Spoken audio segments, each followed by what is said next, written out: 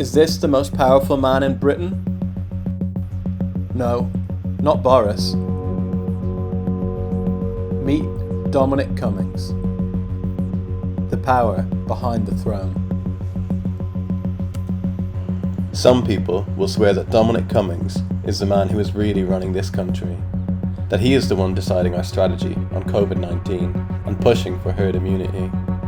Is he really our Machiavelli, or is that just what he'd like you to think? The establishment operates on the basis of herding around conventional wisdom.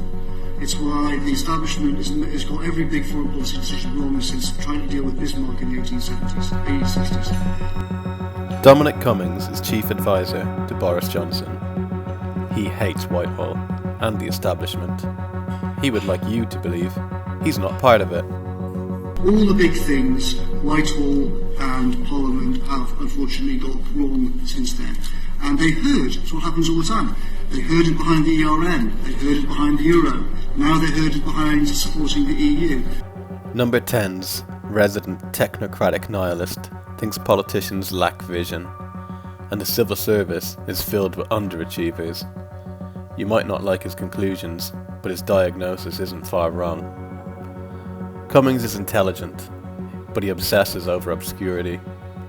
He wouldn't be out of place as a guest on Joe Rogan. Will we create another reality?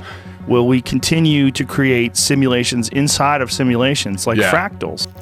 Championing technocracy while drinking mushroom brain-boosting coffee. To understand Cummings, first we have to talk about fighting. For years, Cummings documented his love for esoteric ideas and the power of data on his personal blog. In a post about Brazilian Jiu-Jitsu, the martial art that gave us MMA and wiped out most traditional bullshit martial arts, we get an insight into the man's mind. For Cummings, fighting and physics are fields dominated by real expertise. The former gives you such fast feedback on whether you are doing it right that it can't be bluffed. And where it was being bluffed, the Gracie family quickly put an end to it. Cummings singles out macroeconomic forecasting, politics and punditry as fields dominated by bogus expertise. In this vision, he is the Gracie family. Why does Cummings waste time in Whitehall? He would be more at home delivering TED Talks, drawing out clunky analogies between quantum computing and an anthill, misunderstanding evolutionary biology, and hyping up the importance of complex systems theory. Instead, he spent years campaigning against the euro. We're in it now and there's nothing you can do about it. We are not in the euro, Jeremy. And working with Michael Gove. And of course, running the very successful Leave campaign.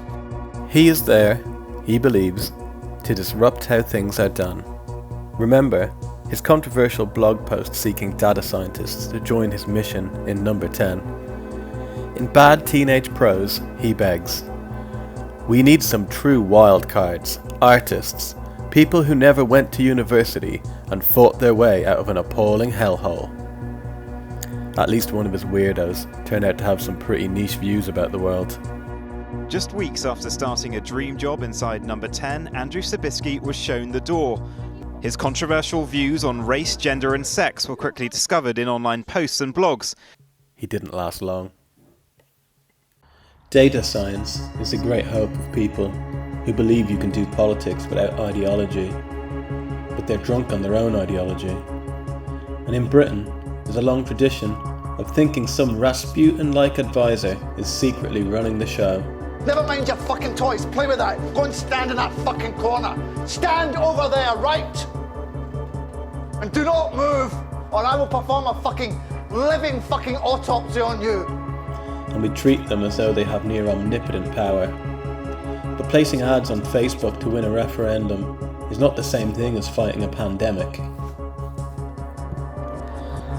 It is no surprise that when the rest of the world listened to science and convention, Britain tried to do something unconventional, create herd immunity, draw on esoteric ideas, and data modelling. If you look at ant colonies, you have lots of interacting ants, and from this you have emergent behaviours like farming, slavery and war that you can never predict from a single ant. If you look at the immune system operates with lots of interacting cells. Prediction is extremely difficult, even over tiny timescales. Effective action is very hard. Even loose control is very hard. Failure is ubiquitous. Local failure is ubiquitous. It means this scale of complexity means you can't have centralized control. There's no master ant, there's no master neuron, there's no master immune cell. Cummings would do well to heed this advice. When you're riding ahead of the herd, best take a look back every now and then to make sure it's still behind you.